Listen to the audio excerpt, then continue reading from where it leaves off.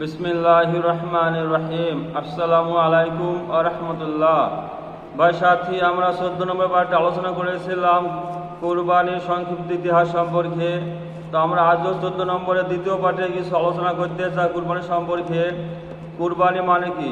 কুরবানি শব্দটি এসেছে আরবি শব্দ ক্রুব থেকে, কফ র বা ক্রুব, যার অর্থ নিকট হওয়া, আনুগত্যের মাধ্যমে আল্লাহর নৈকট্য লাভ করা। তাই সার্বিকভাবে কুরবানি মানে হলো আল্লাহর সান্নিধ্য লাভের উদ্দেশ্যে কিছু উৎসর্গ বা ত্যাগ করা। যেমন হযরত ইব্রাহিম আলাইহিস সালাম উৎসর্গ করেছিলেন।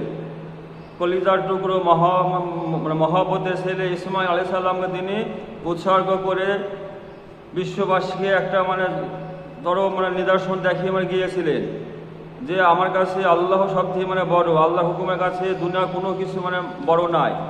এটা হয়েছিল কুরবানি, ত্যাগের এক চরম নিদর্শন, যেটা ঐতিহাসিক ঘটনা। যেরকম ঘটনা এরকম কি নজিরবিহীন এক ঘটনা, যেটা কল্পনা অতীত। যে মহব্বতের কলিজার টুকরো সন্তানকে একমাত্র আল্লাহর জন্য কুরবানি করে দেওয়া, এটা যেমন তেমন বিষয় না। তিনি চরম এক ভালোবাসা, আল্লাহর প্রতি মহব্বত তিনি দেখিয়ে গিয়েছিলেন হযরত ইব্রাহিম আলাইহিস সালাতু ওয়াস সালাম। ওই জন্য ভাই আমরা যে কুরবানি করছি, কুরবানি আমরা করব, তো আমরা কুরবানি এর জন্য করবো যেটা আল্লাহর হুকুম, এটা আল্লাহর একটা পরীক্ষা। মহান আল্লাহ সুবহানাহু ওয়া তাআলা আমাদের পরীক্ষা নিতে চেয়েছে। আর এর মাধ্যমে কি হবে? আমরা আল্লাহর নিকটবর্তী হতে পারবো, আল্লাহর সঙ্গে আমাদের সম্পর্ক কি ঘনিষ্ঠ হবে। এর জন্য হচ্ছে কুরবানি, এর জন্য হচ্ছে এই ত্যাগ। আর এই কি কুরবানি পশু জবাহ করার সঙ্গে সঙ্গে কি করতে হবে? আমাদের জীবনের সমস্ত খারাপগুলোকে কি কুরবানি করে দিতে হবে। আমার খারাপ অভ্যাসকে কি কুরবানি করতে হবে, আমার গাফিলত কি কুরবানি করতে হবে। আমি যে আল্লাহর হুকুমের পরে আসতে পারিনি, এটাকেও কি কুরবানি করে দিতে হবে। আমি যে কি অশ্লীল কি সিনেমা নাট্যতে অংশগ্রহণ করে আসি, এ সমস্ত কিছু আমাকে ত্যাগ করতে হবে। কুরবানি এটাই যে আমার সমস্ত খারাপ ইচ্ছে ত্যাগ করা আল্লাহর হুকুমের কাছে। হযরত ইব্রাহিম আলাইহিস সালামের তো কুরবানি হয়েছিল, একদিকে ছিল কি মহব্বতের ছেলে কি হযরত ইসমাঈল আলাইহিস সালাম, অপর দিকে ছিল কি আল্লাহ পাকের হুকুম। এবার তো অবস্থা আমার কাছে কোনটা বড়, আমার কাছে কোনটা মহব্বতের, কোনটা পেয়ারা। যদি আমি আল্লাহ হুকুমকে কি মেনে নিই, তো কি হবে? আমার সন্তানকে জবাহ করতে হবে। আর যদি আমার সন্তানকে কি জবাহ না করতে কি হবে? আল্লাহর হুকুম ভেঙে যাবে। এমতো অবস্থায় দাঁড়িয়ে হযরত ইব্রাহিম আলাইহিস সালাম পরীক্ষা এটা দিয়েছিলেন যে হ্যাঁ, যে আমার কাছে দুনিয়ার কোনো কিছু বড় নাই, আমার কাছে একমাত্র বড় হয়েছে আল্লাহ সুবহানাহু ওয়া তাআলা। আমার কাছে বড় হয়েছে আল্লাহ সুবহানাহু ওয়া তাআলা। আল্লাহ হুকুম পুরা করতে গিয়ে আল্লাহ হুকুমের কাছে দুনিয়ার যে কোনো মহব্বত, যে কোনো সম্পদ যাই আসুক না কেন, আমি বিনা দ্বিধা সেটাকে কি কুরবানি করতে প্রস্তুত আছি, আমি সেটাকে ত্যাগ করতে প্রস্তুত আছি। আল্লাহ হুকুম আমার কাছে বড়। এরকম তিনি একটা চরম নিদর্শন রেখে গিয়েছেন বিশ্ব মানুষের জন্য। কিয়ামত পর্যন্ত আল্লাহ দুনিয়ার মানুষের জন্য একটা নজির হযরত ইব্রাহিম আলাইহিস সালাম রেখে গিয়েছে, যে ত্যাগের এক চরম কি শিক্ষা। তো ভাই আমরা যে কুরবানি করছি, এটা তো একটা আল্লাহর হুকুম, কিন্তু তার থেকে যে বড় বড় হুকুম আছে। আল্লাহ সুবহানাহু ওয়া তাআলা আমাদেরকে 5 ওয়াক্ত নামাজ দিয়েছে। তো এই কুরবানিতে এই শিক্ষাটা নিতে হবে যে আল্লাহর হুকুম হয়ে গেছে আল্লাহু আকবার, আল্লাহু আকবার কি আল্লাহ সবথেকে বড়, আল্লাহ সবথেকে বড়। এর পরে কিন্তু আমার দুনিয়া কোনো কাজ কর্ম, কোনো অজুর কিন্তু বড় হইতে পারে না। খুব আমার সমস্ত কিছুকে ত্যাগ করে আল্লাহর ডাকে সাড়া দিয়ে মসজিদে এসে আল্লাহর কাছে গিয়ে সিলিন্ডার হয়ে যাওয়া, এটাই কি? এটা একটা কুরবানি। এটা এক ধরনের কি কুরবানি, এটা এক ধরনের কি ত্যাগ। আমি সংসার কাজকর্ম কি ত্যাগ করলাম, আমি ব্যবসাকে কি ত্যাগ করলাম, দিয়ে আল্লাহ ঘরে মসজিদে আসলাম, এটা এক ধরনের কি কুরবানি। তো এই কুরবানি আমাদেরকে কি দিতে হবে? একটু কুরবানি আমাদেরকে অবশ্যই দিতে হবে। এই সমস্ত কুরবানি যদি আমার জীবনে আসতে পারে, তবে জানবেন যে অবশ্যই আমার এই কুরবানি কবুল হয়েছে। নচেত আমার কিন্তু কুরবানি কবুল হবে কিনা আল্লাহ সুবহানাহু ওয়া তাআলা জানে। বিষয়টা খুব গুরুত্বপূর্ণ, খুব ভাইটাল বিষয়। একটু খুব গভীরভাবে ভেবে দেখতে হবে যে বিষয়টা কোথায় পৌঁছাইছে। যে এটা একটা আল্লাহর হুকুম কুরবানি দেওয়া, কিন্তু এর থেকে বড় বড় হুকুম আমাদের সম্মুখে কি চলে যাচ্ছে। আমার সে হুকুমে আমরা লাভবাহী হচ্ছি না গো। আর এখানে কি কুরবানির সময় আমরা কুরবানি জবাই করে দিলাম, আর আমার কুরবানি কবুল হয়ে গেল, আমি আল্লাহ পাকে পেয়ারা হয়ে গেলাম, আমি আল্লাহ কাছে বান্দা হয়ে গেলাম। এটা কি করে সম্ভব? এটা কোন যুক্তিতে আসে? এটা কোনো যুক্তিতে কিন্তু আসে না গো। ওই জন্য ভাই সাথী, আমাদেরকে সমস্ত খায়ের সাথে কি কুরবানি দিতে হবে, সমস্ত গাফিলত খেয়ে কি কুরবানি দিতে হবে, সমস্ত কি নাফরমানি কাজ খেয়ে কুরবানি দিতে হবে একমাত্র আল্লাহকে হুকুমের কাছে। আল্লাহর হুকুমের কাছে দুনিয়ার সমস্ত কিছু কি ত্যাগ করে দেওয়া, এটা হচ্ছে কি চরম মানে একটা মানে কুরবানি। ওই জন্য যদি আমার জীবনে এই কুরবানি না থাকে, তাহলে আমার এই কুরবানি কেমন কি মানে কবুল মানে হতে পারে।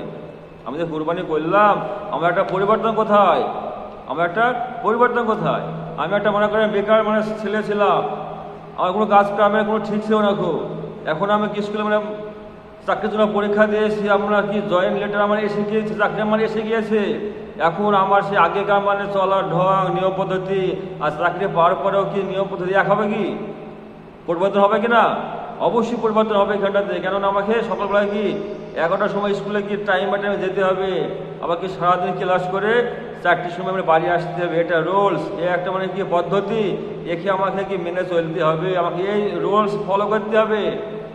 এবার যদি আমি এই রুলস যদি ফলো না করি, আমি যদি ডিউটি পুরো না করি, যদি আমি বাড়িতে মানে বসে থাকি আগের মতো, তাহলে এই আমার চাকরি কিন্তু সরকার গ্যারেন্টি মানে করবে না। আমার কিন্তু এই চাকরি কিন্তু থাকবে না গো, আমার এই চাকরি না গো। তন্ডুভাবে যদি আমি আল্লাহ সুবহানাহু হুকুম মানে পুরো করতে না পারি, আমি কুরবানির মাধ্যমে এটা আমরা প্রমাণ করলাম যে আল্লাহ আমি তোমার বান্দা, আমার কাছে তুমি সব, আমার কাছে সবচেয়ে বড়, দুনিয়ার কিছু আমার কাছে মানে বড় না। এটা বলে কুরবানি দেওয়ার পরেও যদি আমি এসে সামান্য কাজের জন্য, সামান্য অজুহাতের জন্য যদি আল্লাহ হুকুম থেকে মানে দূরে সরে যায়, তাহলে কেমন করে আমার কুরবানি কবুল হয়েছে? এটা গভীরভাবে ভাবার বিষয়। এটা গভীরভাবে ভাবে দেখতে হবে যে এই কুরবানি কেমন কি কবুল হতে পারে। আমি আল্লাহ কোনো হুকুম তো মানে মানছি না, আমি মুসলমানের যে প্রথম হুকুম সেটা কি নামাজ দিয়ে। ইমান আনার পরে একজন মানুষের প্রথম হুকুম কি নামাজ। তো সে নামাজ যদি আমার জিন্দিতে না থাকে, তো আমি তো ফার্স্টে মানে বাদ পড়ে গেলাম, আমি তো ইমানদার না। আর কুরবানি তো ইমানদারের জন্য। কুরবানি দিতে গেলে কি মুসলিম হওয়ার শর্ত আছে, কিন্তু আমি তো মুসলমানের থেকে মানে বাদ পড়ে গেলাম। কেননা বেঈমান আর মুসলমানের মধ্যে পার্থক্য চিহ্ন দিয়েছে নামাজ।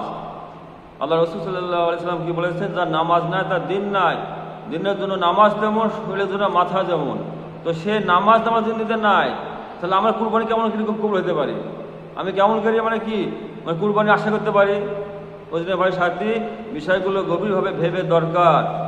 এই কথা বলা উদ্দেশ্য এটা নয় যে আপনারা কুরবানি দিবেন না, আপনার কুরবানি কবুল হচ্ছে না, হবে না, এমন নয়।